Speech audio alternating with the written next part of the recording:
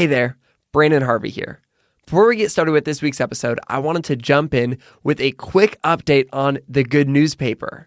As you already know, we are creating a physical printed newspaper full of good news. Not cheesy news, but really authentic, meaningful, hopeful news that dives deep into the problems of the world and focuses on the people who are making a difference, that focuses on the helpers.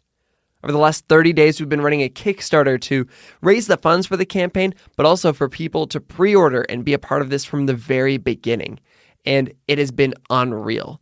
And the last 7 days have been especially crazy. We were featured in the Huffington Post. Now this news created a video on us that it has more than 500,000 views on it right now. 500,000 people have heard the story of the Good newspaper. We've got more than 1,000 people who have backed the campaign. We were featured by Kickstarter. Like, everything is coming together. It's unreal. And I'm so enthusiastic because this originated with this beautiful, hopeful community who believes in focusing on the people and the ideas and the movements that are changing the world. And I could not be more excited to see this blowing up and coming to life.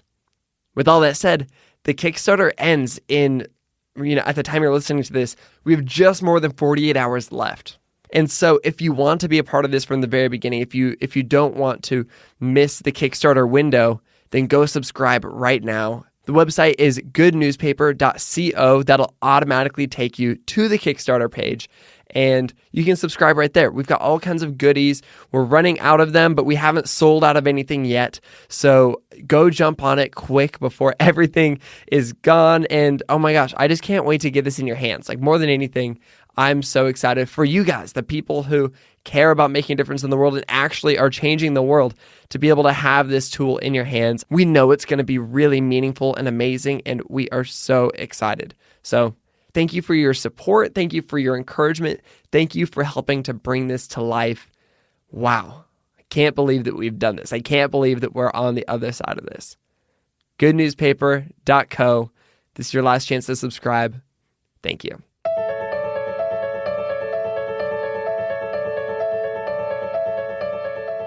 Hello, Branden Harvey here with this week's episode of Sounds Good. This is the podcast where every single week we have meaningful conversations with world changers who are living hopeful and inspiring lives, doing things that matter. And this week we are talking with somebody that, oh my gosh, I think she's so amazing. Her name is Liz Bohannon. Amazing is one way to describe her. Creative, super genius, all these things. I also would like to describe her as crazy because, oh my goodness, she has gone out on so many limbs to do so many ridiculous, amazing things. And I love that about her. Honestly, I left this conversation thinking that we were best friends, and I think we are. So, Liz, if you're listening right now, I'm going to send you a BFF bracelet. But oh my gosh. So Liz started this amazing company called Sseko Designs, and they're a fashion brand based in Uganda. Like, they're not in LA, they're not in New York, they're in Uganda.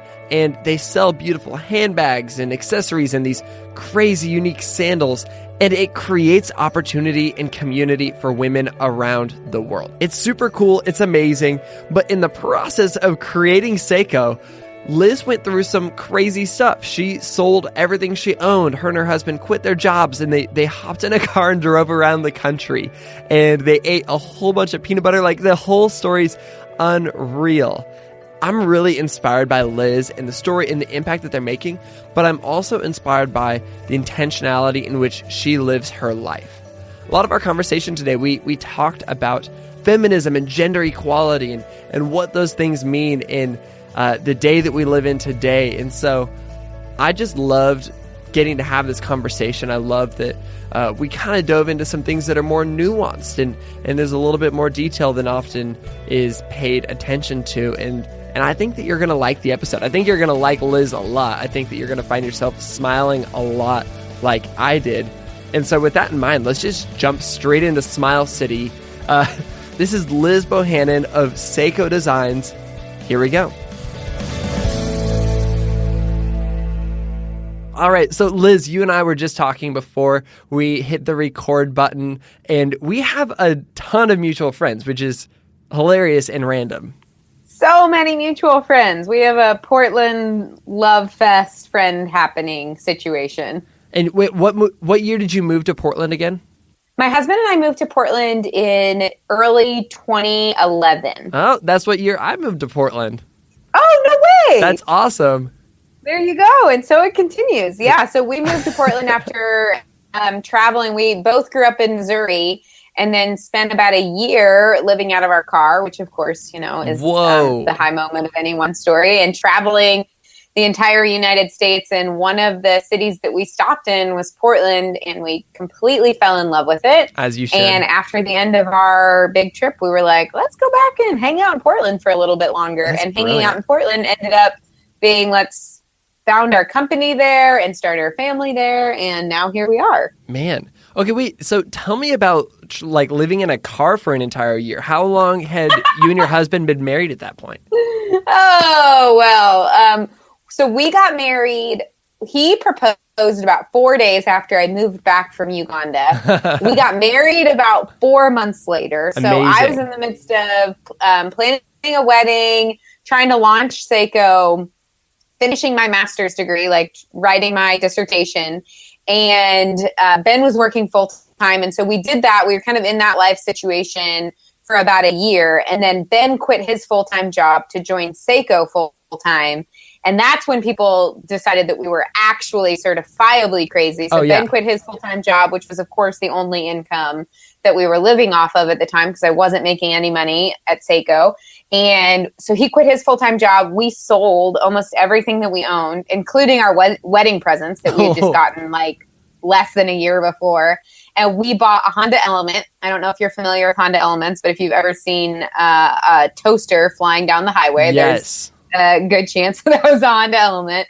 And we decided that we were going to spend a year traveling around the U.S., sharing the Sseko story, finding retail partners, launching the brand, hosting trunk shows, the whole 9 yards. And yeah, that was that year of life. Man. It was a crazy season. That's so crazy. Yeah, I don't want to jump too far ahead, but I will insert a spoiler alert that the Sseko worked out, and it seems like that year away wasn't as crazy as it seemed. Okay, but tell me about the nitty gritty of living a life without a home in a Honda Element. Like, what was the best thing about it, and what was the worst thing? Because I've lived small stretches of my life with no home. In fact, one time I went to Uganda and I came back from Uganda and I didn't have a home. And wow, it sounds like we were on very parallel tracks. Yeah, it's almost creepy the more I think about it. But it's weird and it's interesting, but it's also, we're both doing it by choice. And so there's a thrill and there's an excitement to it. Definitely. But what was it like for you? So different. And I want to be very, very cautious that when I say, we were homeless, which technically we were, obviously it's an incredibly different situation that at any given time we come from backgrounds and have a level of privilege that, I've never a day in my life been worried that I would actually have to sleep on the street or not have the resources that I needed to take care of myself. So that being said, yes, it's not to say it isn't still hard and that there aren't challenges, but it's a very different situation. I like to call it houseless instead of homeless because it's there you go. It's enough of a difference that you think about it for a second longer and then it's like, oh, okay, yeah, no, that makes sense. I didn't have a house. Yeah, definitely. I love that because I do think that there's an important distinction, and I don't want to glorify or nostalgize poverty at the end of the day. But that being said, the nitty gritty. Okay, best situation or best part of that trip was my husband and I had a rule when we started the trip. Night one of the trip, we said, okay, the whole time we're on this trip, we have a never say no rule. And that means that unless it goes against our like moral code where we're just like, we can't do that. That doesn't align with the way that we view the world. Or it actually, we think, is putting us into like significant bodily harm, danger. Then we're just going to say yes. We want to have this posture of just being open and saying like this year is about exploring and it's about meeting new people and it's about learning stories and being a part of great stories. And just proclaiming that in the beginning of the trip and just saying, hey, this is the rule. The default answer to every invitation that we receive in the next year while we're on the road is just going to be yes. And that was such a beautiful experience. It just changes to go from a place where you're like, should I do that? Is it worth my time? Is it going to be an awkward situation? Do I really belong there? Is this going to be fruitful? And just saying like, oh, somebody invited us to be a part of something. Our default answer is yes, led us to incredible experiences, friendships, relationships that still to this day exist. I can think about some invitations, some answers and yeses to those invitations that led to friendships that, today were the godparents of one of these couples' second daughters. And so just like really beautiful relationships and friendships. So that was by far the best part of it, was just having that kind of sense of openness. And like our job is to follow the rabbit trails and to say yes and to meet people and to have these experiences was really, really incredible. That's so cool. Worst part, oh gosh, there's a lot of just logistics that are hard. We ate so much peanut butter. And as much as, I'm saying like, well, we weren't really living in poverty. At the end of the day, neither of us had an income. We were living off of our savings. We were investing any money that we did have into this company and trying to get it off the ground. Sseko at the time was completely unbankable. We couldn't even get, like a small business loan or a line of credit for that matter at that point. So we had a budget of about a couple $100 a month that we were trying to live off of. And that included gas and food. So it was like very, very intense. We ate so much peanut butter. We just kept like a giant kind of Sam's Club thing of peanut butter in our car. And we called it high calorie power paste. So it was like, if we couldn't have a meal that day, we would just be like, it's fine. We have peanut butter. So we ate a lot of peanut butter. The personal hygiene situation while you're living out of your car is definitely just, it's pretty arduous, right? There were times where it was like, we would finally nail a meeting with a retail partner that we wanted to sell into, or we were going to host a trunk show. And we had to think about like, okay, we're kind of stinky. Like we haven't showered in a few days. And so things like having to like Google and find like a national park or like a truck stop for that matter that has coin operated showers and figuring that out. And I remember I didn't even have a blow dryer on the trip. We tried to pack really light because the entire Honda Element was filled with inventory and stocks. And so I remember one time showering in a truck stop, and then my hair was like sopping wet, and we were like coming into the city, I think, to host a trunk show. And so literally when we were like on the highway, having been dry, so I could like stick my head out the window so I could kind of get my hair a little bit dry before a trunk show. So, you spend a lot of energy on things like that, meals, preparation and hygiene and, electricity, finding a place where we could like charge our computers and get Wi-Fi, a lot of like energy on the logistics that when you're in a home or you have an office or you have access to a shower, you don't really think about how easy those things are. So that was definitely a learning experience. We'll say that about it. Man. Okay. So wait, let's back up a tiny bit and talk about how you became passionate enough about anything to do that. So we've alluded to, you started a company named Sseko. Where did the passion for this first start? Like as far back as you can remember? Yeah. Oh, as far back as I can remember. I usually start in university, but I could probably back it up even further than that. Probably two things were happening actually in my life that kind of led me to this conclusion that are not related, but ended up being related. One, I am lucky enough. My mother is one of the most incredible human beings on the planet. She is like an angel. I mean, she's a full-time pediatric nurse, and her just like heart and level of compassion and empathy for children is out of this world. And so growing up, she worked at a big hospital in kind of the inner city of where we lived.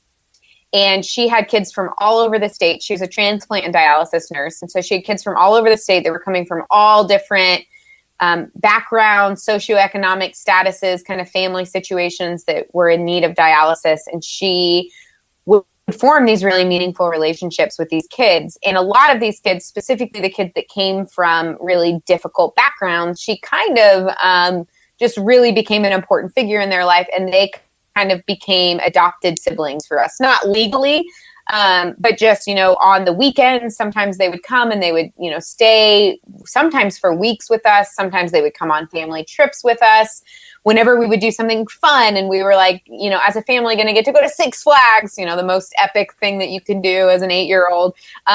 Typically there would be a couple kids from the hospital that would come along with us.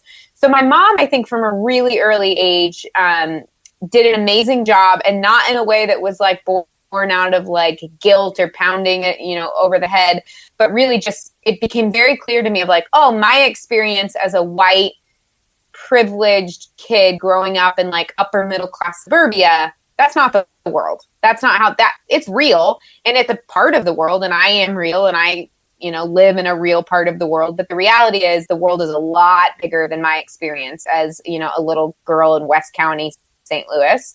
And even just 20 minutes away, here's what life looks like for a kid growing up on the other side of the river.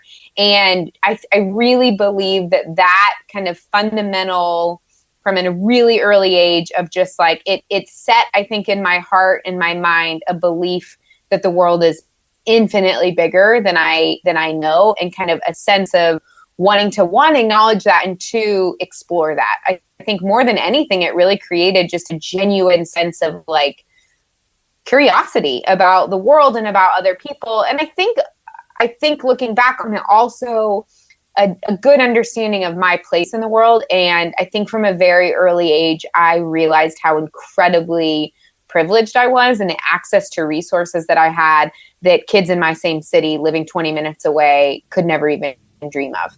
That's huge. What a cool thing to kind of realize at an early age, even on a small level, and then to get to carry that forward with you before you even go to university. Definitely. I'm so grateful to my mom. I remember, and it's fun to look back and see. I remember being about 9 years old, and there was a little girl that would come home with us quite often. Her name was Maria. And Maria came from a really, really tough background in kind of the inner city of St. Louis. And she was adorable. But man, this girl snored like a bear.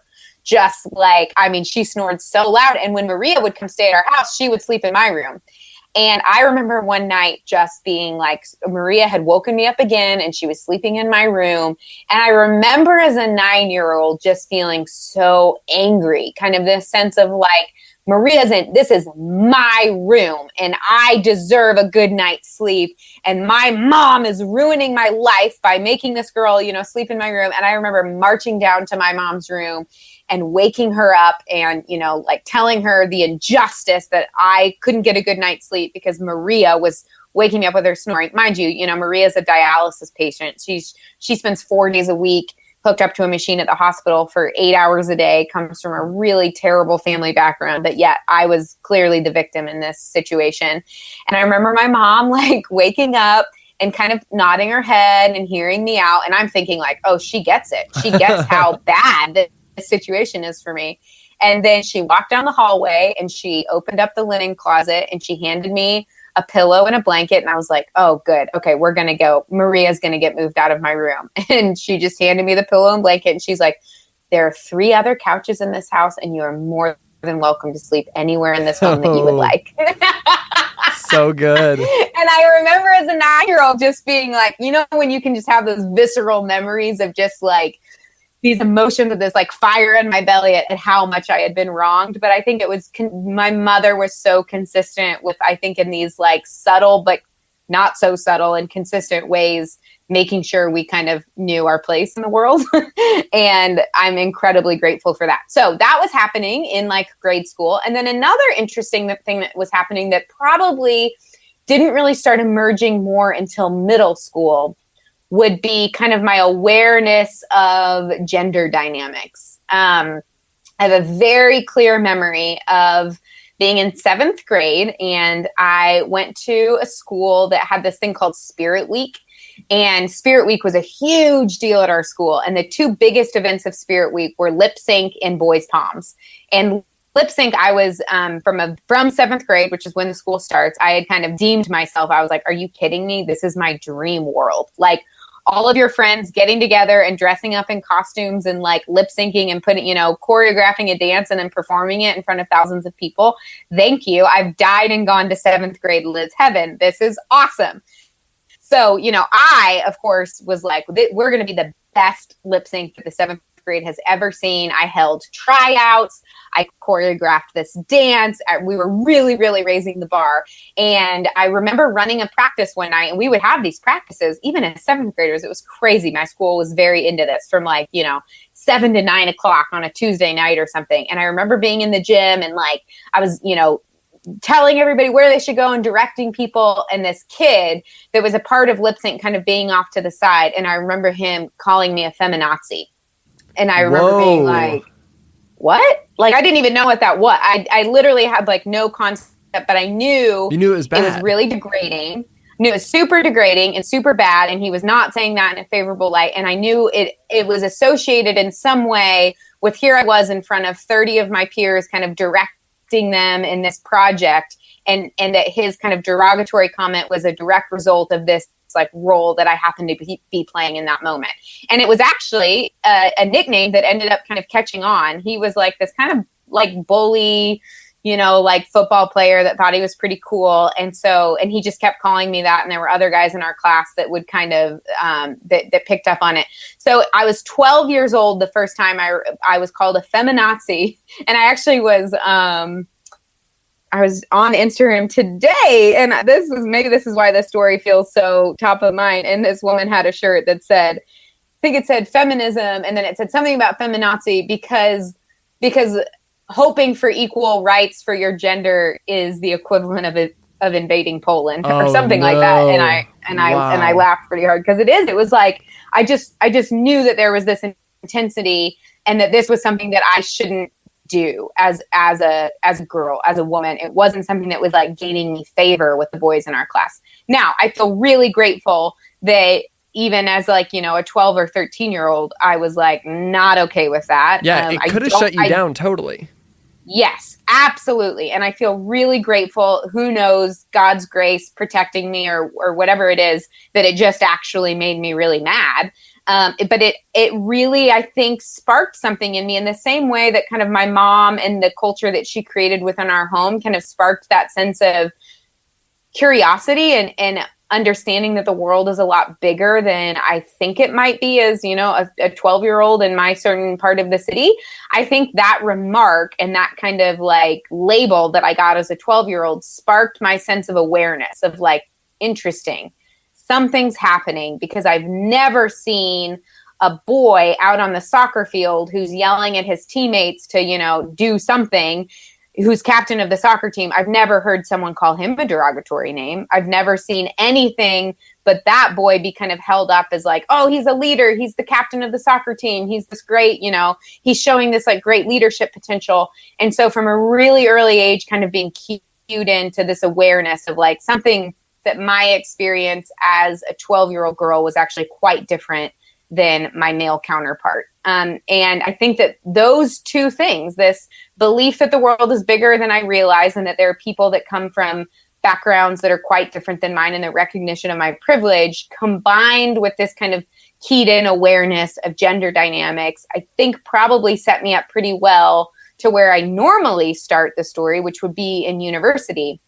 In college, really starting to get increasingly interested and passionate about social justice issues surrounding kind of human rights and poverty. And then more specifically within that, kind of the gender dynamic, why and how extreme poverty and conflict affects women differently than it affects men, and ended up spending a lot of time and energy in university kind of exploring those two topics. And that in many ways set the trajectory for where you went with everything else you've done since, which is huge. Can we talk for a minute about feminism? Since you brought it up, because I am hands down, absolutely a feminist, but it's a hard, whenever you say that, it does not always mean to people what it really should mean, which is just that, of course, women should have equal rights, and they should be valued the same as as the other gender. And far too often, you can look at the statistics, that's not the case. In fact, in almost every case, that's not the case. Yeah. Well, I'm glad you brought this up. And the fact that you self-identify as a feminist further confirms my suspicions that if you still lived in Portland, we'd be great friends. I think it's really interesting. And of course, as a self-proclaimed feminist, I get a lot of pushback and a lot of people who question me in that, or who love to tell me all of the reasons why they couldn't or don't identify as a feminist. And there's a lot of talk and conversation about what does that actually mean? What is the definition of a feminist? The reality is you're exactly right. The most kind of pared down basic level of a definition of feminism is a belief that both genders are equal, that they deserve equal access and equal rights, that they have equal access to opportunities. So that is the most basic kind of fundamental definition of it, that I have a very difficult time understanding how anybody could disagree with, but that's another story. And then, of course, our society and our culture and subcultures, there are tons of different layers and definitions and thoughts and feelings that emerge with that. I do find it really interesting that I think with a lot of kind of civil rights movements, if you will, and I use that in a way to say when a people group that is being discriminated against or oppressed in some way decides to put some language around their experience and try to create a sense of forward movement away from being in a position of being oppressed or being discriminated against, how we all of a sudden get very, very, very selective on our like vocabulary and semantics and like what we're willing to stand behind and say that we're a part of, in a way that we don't when we're a part of majority culture, or when we're saying we belong to a culture that feels like it's more accepted, or perhaps that there's more power associated with it. So I find it really interesting that, so I would refer to myself as a Jesus follower. I love Jesus and I follow Jesus and subscribe to kind of that worldview. And I know a lot of people that do as well. I know a lot of people that very quickly will say like, oh yeah, I'm a Christian.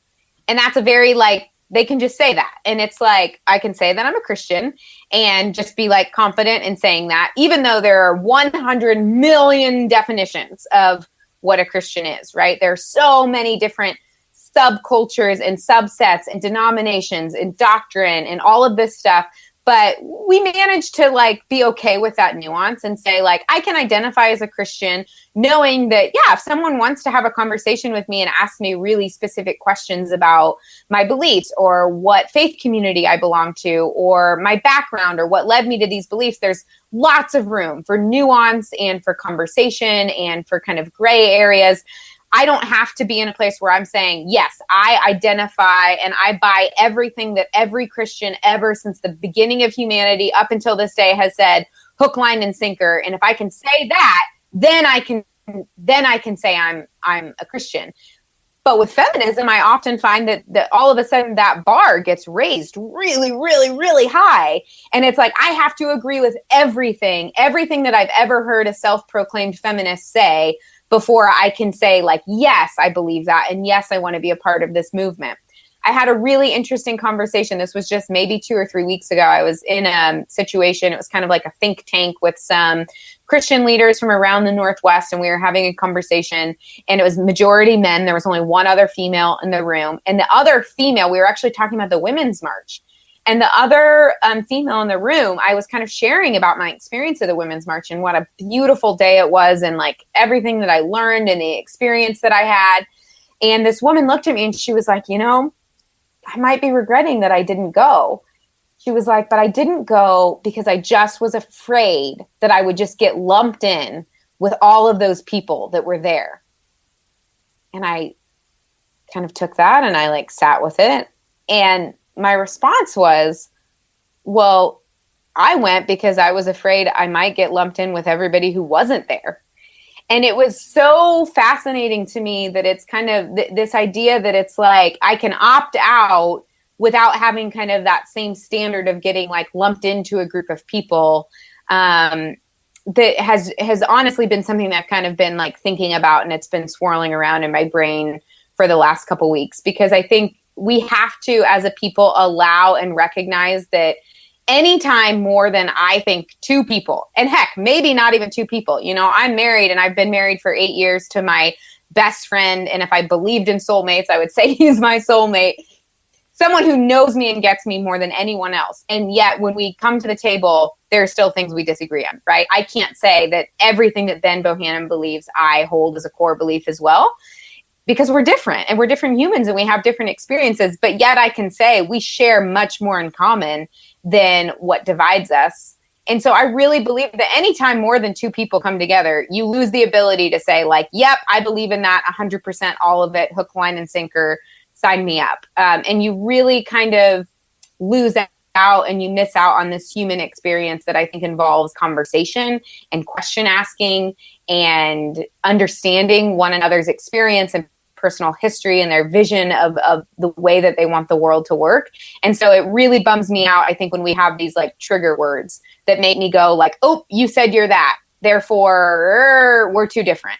I can't learn anything from you. I don't agree with you. I'm not a part of that movement, that political affiliation, that religion, whatever it is. So that was maybe kind of a rabbit trail, but those are my thoughts. That's so good. No, I love it.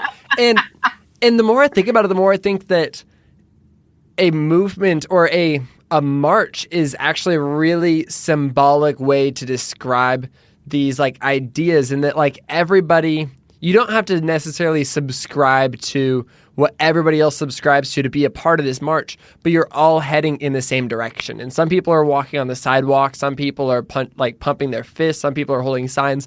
Everybody gets to kind of operate in their own unique, independent way, but you're all moving the same direction. And, you know, in the case of a social justice type movement, you're all like moving towards justice. You're moving towards voices being heard. And there's freedom within that, and you don't have to get like boxed into. It's not like you're signing a contract. It's not like you're saying I've subscribed to every single thing on this bullet point list. You're just saying I'm going to be with these people, and we're going to go do something together. Absolutely, and I think we miss out on a beautiful opportunity when we don't see what we can be for that's similar, and we're so hung up on the things that divide us. And that's what makes me really sad, specifically kind of even going back to kind of the gender equality feminism thing. Is it's like, you know, I might post something on social media, and it's so fascinating to me that a lot of times people will use that as an opportunity to tell me about something that they disagree with, even though I know that 95% of my beliefs, I think in the core of who they are and who I am, are probably the same. But yet we don't oftentimes speak up and say like, yes, I'm also for that. Yes, I also believe in this. Yes, how can I support you in this work? And I often find I'm much more hesitant to have conversations with people when it's like, you're so quick to speak up the moment I say something that isn't exactly aligned with your thought process or your worldview. But where are you the other 99% of the time when the things that I'm fighting for and I believe in, I think that you do too. And I think when we can do that, and if we could come to the table, there's so much more. And I have so many colleagues and people that I love that disagree with me about what this looks like, what these practices, what it looks like out in the world, what the best policy is, what this really means. But when we come together and we say, but like at the end of the day, we're to your kind of point and to your analogy, we're marching forward together. Let's focus on what we all believe in. You know, what are the common grounds? What are the things that we can say like, this is not okay? You know, whether that comes down to issues facing women and girls in, the commercial sex industry or in human trafficking, or the fact that 25% of women on our college campuses will experience sexual assault before they graduate.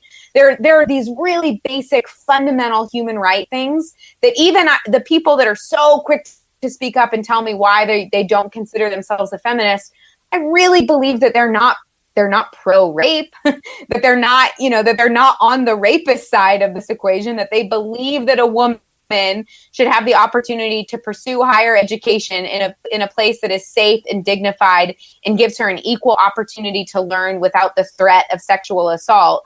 And yet when you only use your voice to disagree with me, it's really hard not to feel like you're choosing the opposite side, which in this exact scenario would be, why are you pointing out everything that feminists are doing wrong, but you're doing nothing on the other side of the fence to talk to college age men about why rape is wrong? You know, why are you so quick to point out why a woman is at fault.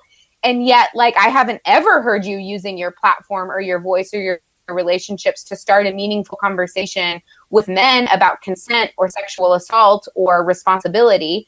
And so that's where I really do feel very passionate, specifically when it comes to men.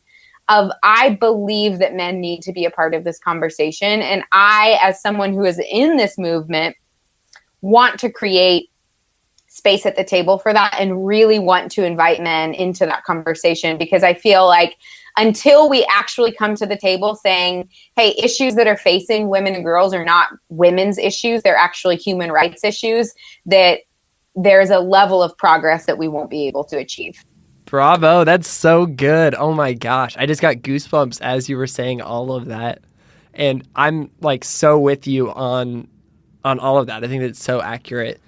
And I would imagine that, of course you experienced the world of feminism or the need for feminism more so, in the United States, in middle school and high school and college. But tell me about when you experienced it internationally. Yeah.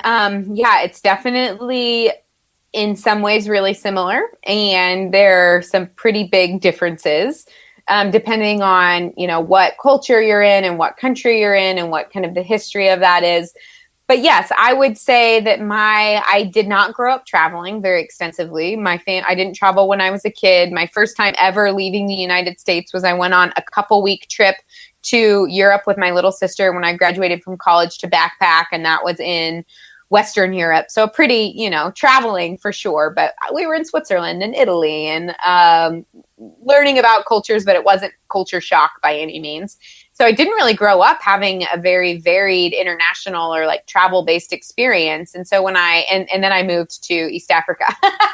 So you can imagine that's a contrast for played sure. Into my parents, worry about me as a 22-year-old who had never really traveled, moving to Uganda, showing up in a country where I didn't really know anybody, where I didn't have a job, where I wasn't linked up with an organization, wondering how that was going to play out for me. So I showed up in Uganda, and it was in a lot of ways like drinking from a fire hose. And I think it's all the same. At the end of the day, gender inequality stems from a deep belief that women are less than and that women are property. I think every piece of gender inequality really comes back to that. It's just a matter of how blatant that belief is and how much it's, subtext and how much it's in, like my experience as a middle schooler, right? It wasn't a blatant experience of I wasn't allowed to go to school or I wasn't allowed to be in a, to run that practice because I was a female. I was allowed to be there. Legally I had a right to be there. Policy supported me being there in education. And it was more this kind of social subtext, the language that was being used, the way that I was either being rewarded or punished socially came down to my gender. That's quite nuanced, as opposed to being in Uganda where there are actually, laws on the books that reinforce the idea that a woman is the property of her father or her husband. Financial transactions that are taking place that support the belief that a woman is a property of her father or her husband.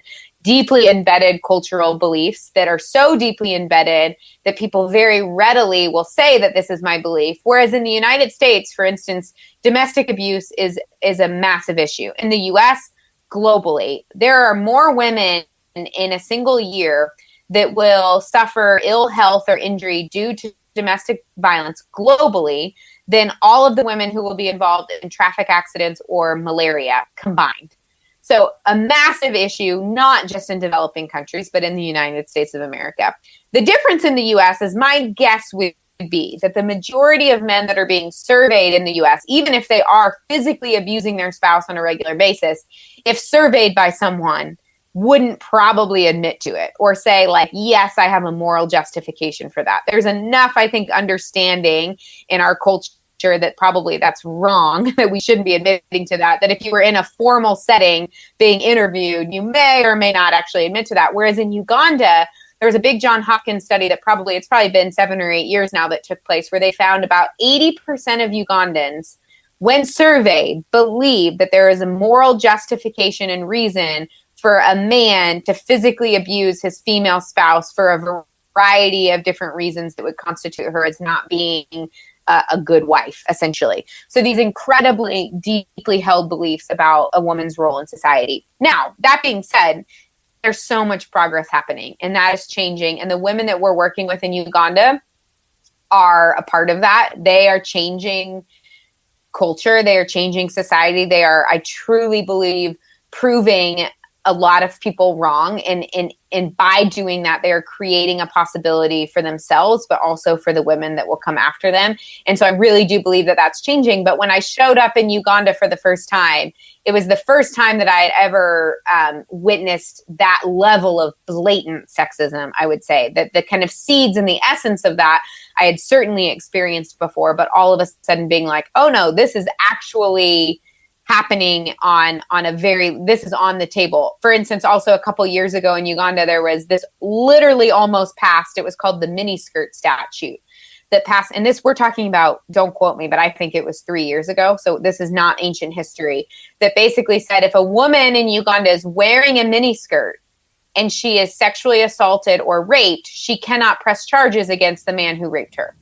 Oh my gosh, that's terrible. Right? So it's like, we see that in the US all of the time. When a woman is raped or experiences sexual assault, the level of kind of victim blaming, the level of, but what was she wearing? But what was she drinking? Where was she? All of a sudden shifting the blame from the rapist to the victim is something that happens. But then to see that actually written into law, like we want to go have legislation that supports this belief that what a woman is wearing can actually be the cause of rape, as opposed to focus on the other side of that, which is the rapist himself, was pretty extraordinary. And recognizing on a global level the amount of room and growth that we have to go. And that is where I'm so thankful, I think, for that spirit that my mom really created in our home and instilled in us, which is I meet a lot of people in America who think that feminism or the fight for gender equality is kind of over. You know, like the thought of like, but I have choice. I have a job. I go to work. I own a home. I drive a car. And that level of kind of flippancy of saying, well, I made it. Well, I feel like I have the choices that I have, without acknowledging that literally billions of our sisters across the globe are not afforded those same choices and don't have that same level of autonomy and choice in their life is really disheartening to me. And it's actually really sad. Yeah, it's the passivity of privilege. As soon as you're in a place of privilege, you can breathe easy and just live your life because you made it, but that's not the reality for other people.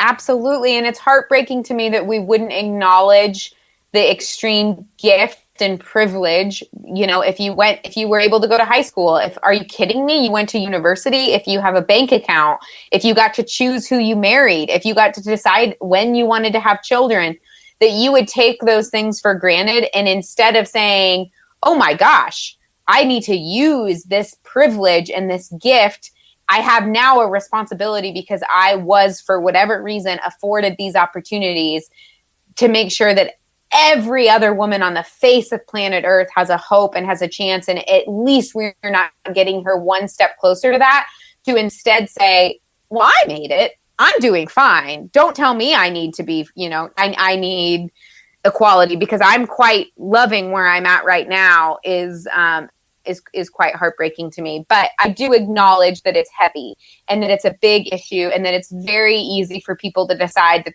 they want to check out or to shut down, or even take this kind of passive approach of like, well, I'm okay, so I can move on to the next thing and worry about the details of my life. And so part of what we are trying to do at Sseko is just create pathways that are actionable, real things that you can do, decisions that you can make, things that you can purchase, movements that you can be a part of that are in a slow but steady and real but accessible way, kind of helping us march forward together. Ooh, that's good. That's really cool. Along those lines, your actionable thing that you did, which again is crazy, was, because you had this privilege and because you had this passion and this awareness, you decided, oh, I'm going to show up and I'm going to live in Uganda. Obviously, that's not what you're asking everybody to do, but you did that. You showed up. what was your purpose, really quickly, of going to Uganda in the first place? My original intent, which isn't this funny, are best laid plans. You know what they say about that. My original intent, I studied journalism in university. So I was in a journalism program, and I was becoming increasingly interested and passionate about issues that were facing women and girls that were living in extreme poverty and in conflict and post-conflict zones. So I had this journalism degree. I had this passion. I smushed them together in the best way that I could imagine that they went together. And my thought was, I'm going to be a reporter. I'm going to be a writer. I'm going to be a journalist who travels all over the world and writes about these issues on the ground, writes about the challenges women and girls are facing, writes hopefully about amazing solutions that are in place. My hope, and intent there would be to garner awareness and support for solutions and things that were working, and shed light on things that were not working, or challenges that still remained.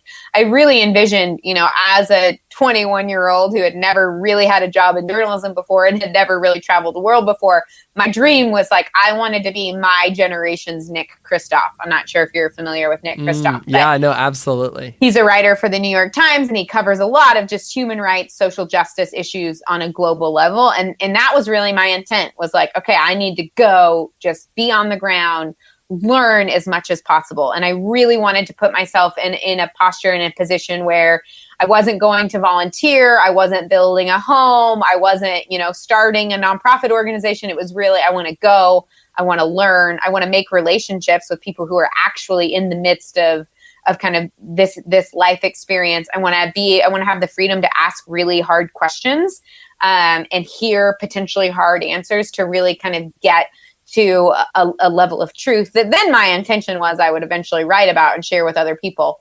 If you haven't probably gathered yet, if you're listening to this, I do not work for a newspaper. I am not a reporter. I actually run an ethical fashion brand. I make sandals and handbags and woven goods. And so my path obviously led me in a very different direction, but that was my original intent. That's amazing. I did not know that. I didn't know that at all. That's really cool. Help me bridge that gap then between showing up, asking questions, going into reporter journalist mode, and then, the first time that you made a sandal. Yeah, absolutely. So there is definitely not a clear connection there. There never is. There never is. Yeah. So I showed up and I started doing that. I started asking questions. I started hosting, even just like informal focus groups with people that I was meeting, and asking a ton of questions, and really just trying to, on a relational level, create connection and trust and relationships with women in Uganda, because I really, really wanted to learn about their experience. And through that, I got connected to several different nonprofit organizations that I kind of would do some volunteer work with on the communication side. So here I am in Uganda. I don't have a job. I'm not there with an organization. I've got this grand, dream of eventually being a journalist. But let's be honest, I wasn't, no one was employing me to do that. And so I would, in my spare time, in between kind of my question asking and my friend making, if you will, would spend some time volunteering at some different nonprofit organizations, maybe writing a newsletter, doing some photography for them, doing some donor relations, whatnot. And kind of through that ended up landing at a very, very, very cool nonprofit based in Uganda called Cornerstone. And I was immediately drawn to this organization because at this point in my story, I had spent a fair amount of time kind of learning about different initiatives and projects that were happening in Uganda. And to be completely honest, went definitely kind of through a cycle of disillusionment about what's going on, about how things are working, if they're actually working, what the sustainability is, what the unintended side effects of a lot of these initiatives that have, I think, really, really good intentions, but put into place can cause some pretty unintended consequences. And so I feel like I got pretty familiar with that. And I think went through what a lot of people probably go through, and a lot of people probably don't feel comfortable talking about, is this kind of period where everything that you kind of thought and you believed about the world gets a little bit dashed. And you're kind of looking at the pieces going like, but I thought that this was really good. I thought I wanted to be a part of this. And now I'm seeing things and asking questions, and I don't know if I can be as for this as I thought I could be. So that being said, that was kind of the place that I was in, just hyper learning mode, asking a lot of critical questions, when I stumbled across this nonprofit organization. And I truly just felt like I stepped onto this campus and just went, oh, it was just like this breath of fresh air of like this model and this way and the language and everything that we're saying, and that's being not only kind of spoken but actually lived out in practice. Like, oh, I think I'm into this. I think what these people are doing is pretty special. And kind of the high level view of what they're doing is they do a lot of different work in Uganda, but kind of their main focus is they have these leadership academies, and their whole vision for these leadership academies is that they're going around the country, they're finding the best and the brightest academically gifted, leadership oriented students who come from backgrounds of extreme poverty. They bring them to this 2-year essentially college prep program where they have an incredible academic experience. It's very rigorous. They're always rated in the top 10 schools in the entire country. So a really rigorous academic program. And then they also focus a lot on leadership training and skills building. And then they also have this amazing focus on reconciliation and unity amongst their students. So Uganda is a pretty, like, you know, a lot of African countries, and this is definitely the remnants of what happens when you colonize a place and you say, hey, all of a sudden you know, 50 tribes, we're drawing a red line on a map and saying, now you're a country. You can imagine that creates, you're not super well set up for unity and for walking towards progress together. So there's can be quite a bit of division amongst different ethnicities and tribes and all of these different things. And so one of Cornerstone's objectives is to really create a sense of unity and reconciliation. And so they will pick women that come from a background that might have experienced conflict with a different tribe, and they'll say, okay, let's pick these 2 women that come from backgrounds of conflict, and let's put them in a small group together and let's have them go to classes together and study together and do their chores together, with the deep belief, kind of hearkening back to the earlier part of our conversation, with the deep belief that there's much more that these 18-year-old women share in common than what divides them. And if we can align them on those things and we can kind of help them understand what they share in common, all of a sudden and then these students go on to become, you know, doctors and lawyers, and they're creating policy and they're involved in politics on the national level. Here's this incredible pathway towards long-term sustainable peace and unification and progress as a country. They are the future. And that kind of future-centric, student, educational, like, white Americans are not going to come in and like have the silver bullet and solve all of these problems, but instead about finding and equipping the best and the brightest youth in this country to go on and do that felt very compelling to me. And like, yes, this is kind of a model that I feel like I can really get behind. And so that being said, I ended up kind of just hanging out at the school and a part of this organization. And one of the conversations that this organization was having was about these specific women and specifically about this pretty big challenge that they were facing as an organization. And that was that in Uganda, there's a 9-month gap between high school and university. So there's this gap that's intended to allow students who test into university to find time to find a job, to make money, to pay for school. And what was happening with these young women is, remember, they're coming from all over the country. And so after they graduate from high school, they're going back to their villages with all of this gusto and vision and excitement about, you know, the future and what they want to study in university and kind of the change that they want to create in their communities. And basically, when they go back to their villages, 2 things are happening. The first and most obvious issue is that these young women they can't find jobs.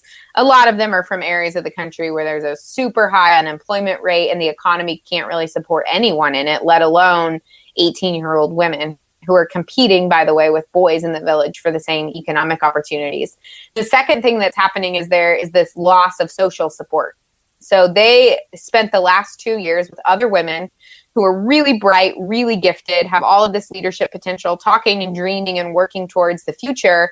And then some of them are going back to their villages where, to be honest, they're kind of freaks. They might be the first women in their entire village who have made it this far in high school, let alone have aspirations to go to university and to become a lawyer or a doctor or a politician or whatever their dreams are. And so there's a ton of social pressure on them when they go back to their villages to get married, to start having kids, dowry and bride price, and all of these crazy things that they're facing. And so these 2 issues of lack of economic opportunity and lack of kind of this community were the things that were really kind of being talked about and trying.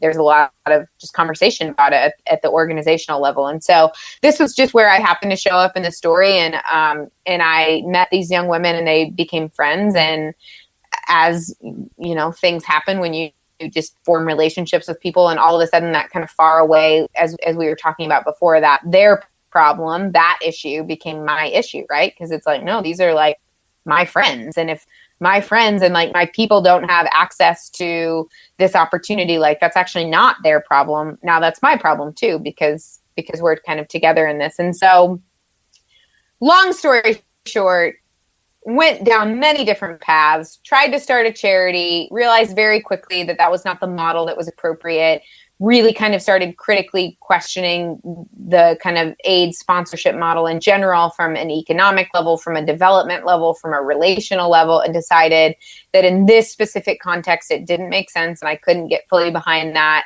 That if I was going to create maximum amount of change, both on, you know, an opportunity level for these young women and gender equality in the country, but also on an economic level and on a development level, that we needed to pursue a market-based solution. So went down that path, tried to start a couple different businesses that failed very quickly. I had no background, or to be completely honest, any interest in business at all, let alone, the ability or skill set or experience I needed to do that successfully. Tried a couple different things, one of which was a chicken farm. That failed pretty quickly. And then, the next logical thing after your failed chicken farm is some like cute strappy sandals, right? So amazing. So made a pair of sandals, kind of cobbled together a supply chain, a business model, went to the school and basically said, okay, who are 3 women who, given their family backgrounds, the area of the country that they come from, probably would really struggle during this 9-month gap, but that are really bright and fiery and know what they want to do. And you really think that if they make it onto university, they'll be successful. And so the school got together and the school picked 3 young women, Mary, Mercy, and Rebecca. And I sat down with Mary, Mercy, and Rebecca and kind of said, okay, here's the deal, ladies. I taught them how to make these sandals. And I said, if you promise to make these sandals for the next 9 months, I promise that you'll go to university in the fall.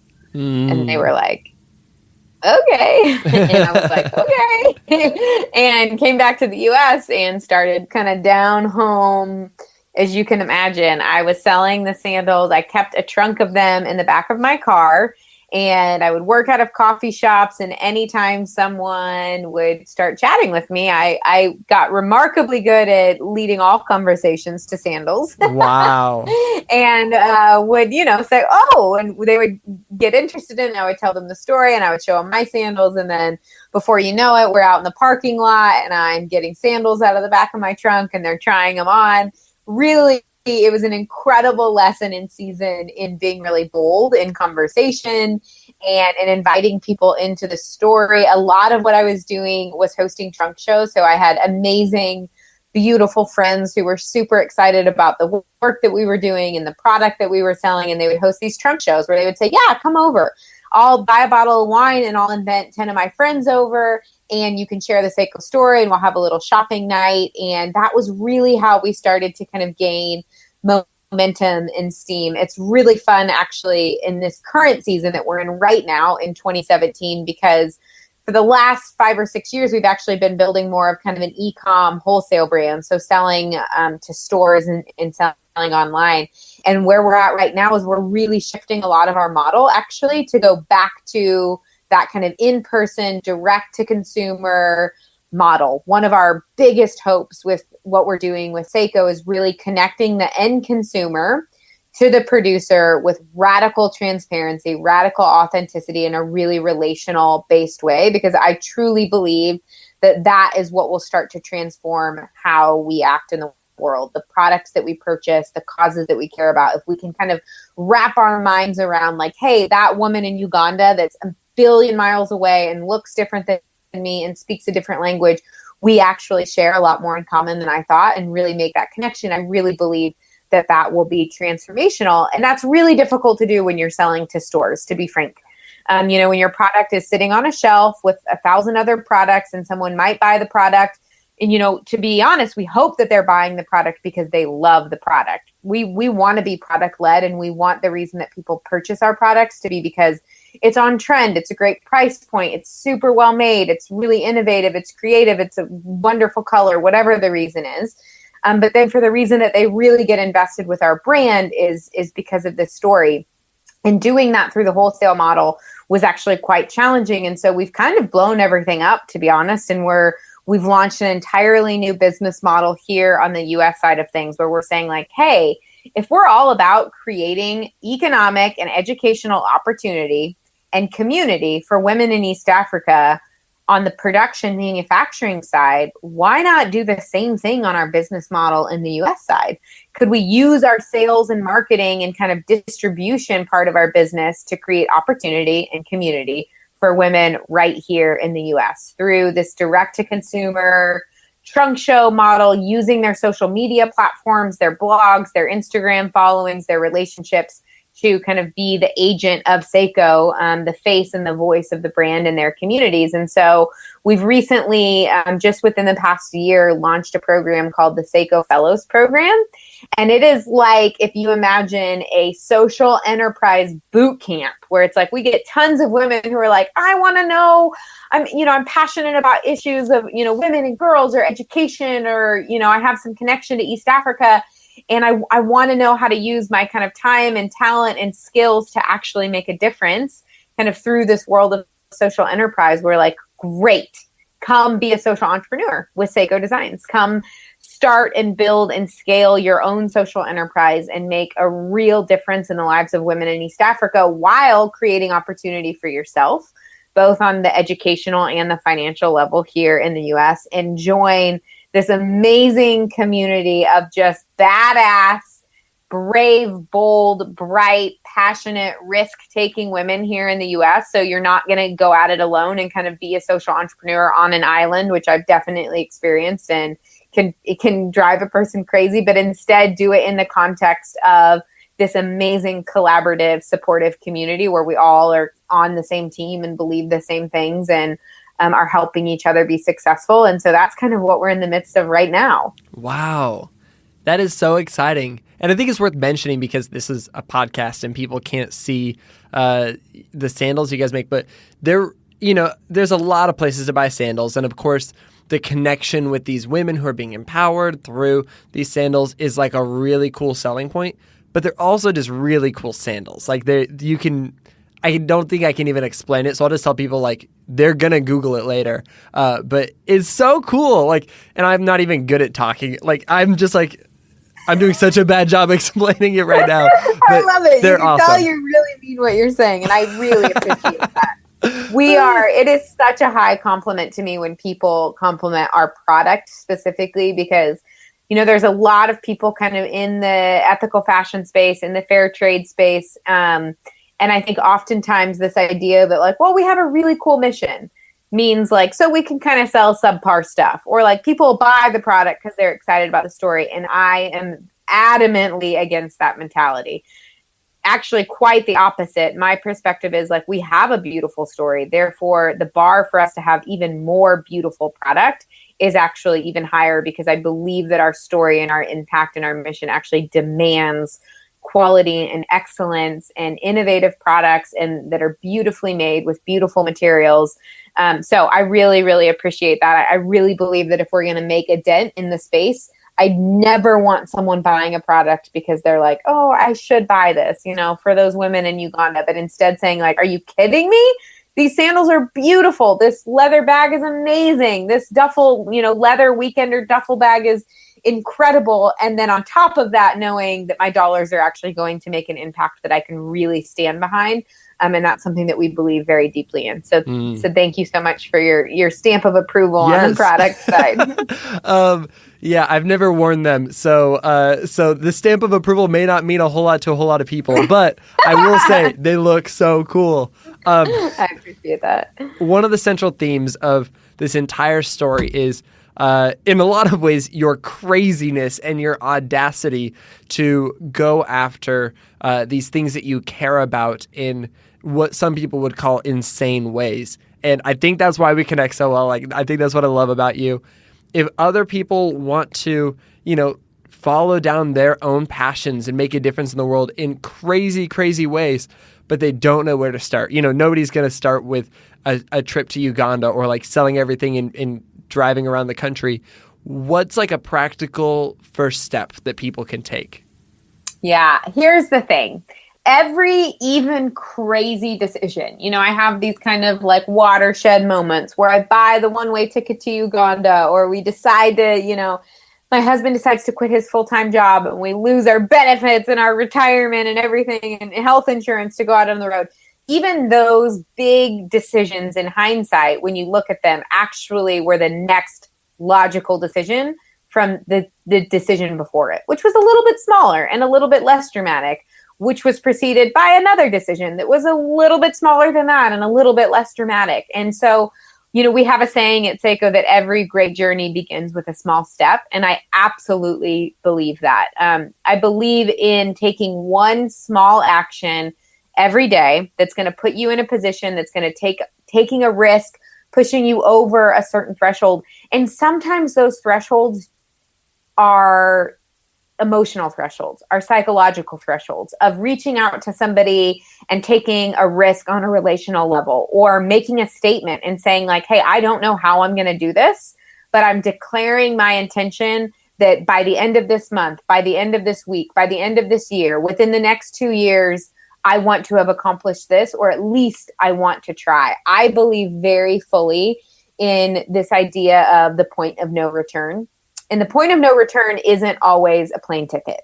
And it's not always taking out a $50,000 loan or putting a second mortgage on your house. Oftentimes, the point of no return, I think, can be just being bold enough to declare your intentions to people around you. Because I think the moment that we say something out loud, and we don't say like, I'm kind of thinking about this, or whatever, but we actually say, this is what I'm going to do. All of a sudden, there's kind of a level of accountability that comes with that, right? Where it's like, I've said I'm going to do this thing, because I oftentimes, how many times have you gotten an idea in the middle of the night or while you're taking a shower? And it happens all the time when I'm like kind of halfway in between dream and sleep, and I get this idea. And when I'm in that state, I'm like, this is amazing. This is brilliant. I'm definitely going to do this. And then as I kind of start to wake up and I start to have my coffee, I'm like, my lizard brain, if you will. I don't know if you're a Sseko fan, but my lizard brain kicks in and says like, nope, that's dumb. Nope, that's not going to work. Nope, you're not going to be able to figure that out. Nope, it's going to be too expensive. No, you don't have the resources. No, you don't have the background. And all of a sudden, 30 minutes later, an hour later, 3 days later, I'm like, yeah, that was kind of dumb. And I never told anybody about it. So it's kind of like, no harm, no foul. We'll just kind of let that one float down the river. What I love about the point of no return, and by declaring your intentions, even if that's to your best friend or your husband, I'm not saying you have to, announce it publicly and call the New York Times or be in front of an arena of people, but I believe in the power of words, and I believe in the power of articulating your intentions and saying like, I will do this. And at the very least, you're going to have someone that when you don't follow through, when you don't take the next step, you're going to have some level of accountability of saying like, well, why didn't that work out? Why aren't you doing that anymore? And that to me is even far greater than like, oh, I have this idea and then I talked myself out of it and I never said it out loud and I didn't really do anything about it. So it's fine. I'll kind of put it in this like pile of dreams or things that I thought I could do that maybe I couldn't. And so I think the most powerful thing, if you are listening to this podcast and you're thinking, I've got this inkling, I have this idea, or I've got this dream, or even if it's just like I have this kind of fire in my belly and I don't even know what it's going to look like or what form it's going to take. But this year, this week, this month, in this season of life, I want to make a step towards making whatever that thing is a reality, of actually stating it out loud and telling someone. And then this is the really scary thing, giving that someone the permission and the authority to hold you accountable to that. Beautiful. Oh my gosh. I love that. That's like the best advice. That's so helpful. And you've followed that advice and you've created something amazing that inspires me and inspires people and more than anything empowers people and is going to change the future. And so for that, I thank you. I appreciate that, Branden. Thank you so much for you and for the work that you're doing to create a platform to encourage people and inspire people and connect people, because I truly believe that that's where that's where the good stuff happens, when we come together and we acknowledge that that we all have a little bit to give and we all have a lot to learn. And I truly believe that spirit is what will transform really big things.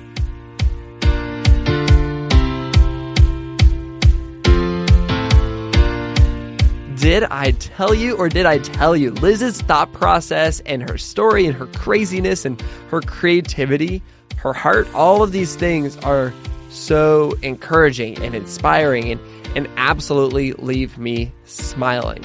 I love that idea that Liz said right here at the very end, where she said, you just have to take a risk. You've got to declare your intentions.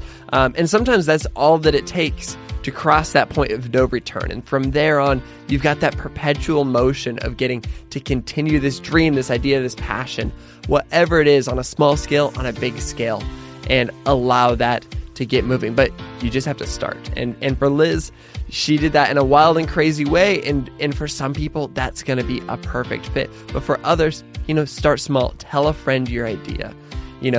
Write it down. Whatever it is, just think, how can I get started? How can I put one foot in front of the other and move forward with this? If you want to follow along with what Sseko Designs is doing, if you want to follow along with the amazing impact that Liz and her team are making, you should absolutely check out Sseko online. It is a little bit tricky to spell, so I will give it to you. Sseko is how you spell Sseko. Sseko. You can Google it. I'm sure that they're the only ones out there. And of course, they're on Facebook and Twitter and Instagram. So go check them out there as well. And don't forget, there's just over 48 hours left for you to back the Good Newspaper on Kickstarter. I really want you to be a part of it. If you have the means, please join us. You can support the Kickstarter. You can get your own copy at goodnewspaper.co. It's on all of my bios. Just go to my Instagram, my Twitter. You'll be able to find the link. And oh my gosh, I'm so excited to put this in your hands. You're going to love it. On that note, that's a wrap for this week's episode. I am so glad we got to have this conversation with Liz. Go out and do some good this week, and we'll be back next week with another inspiring conversation with an incredible person. Sound good?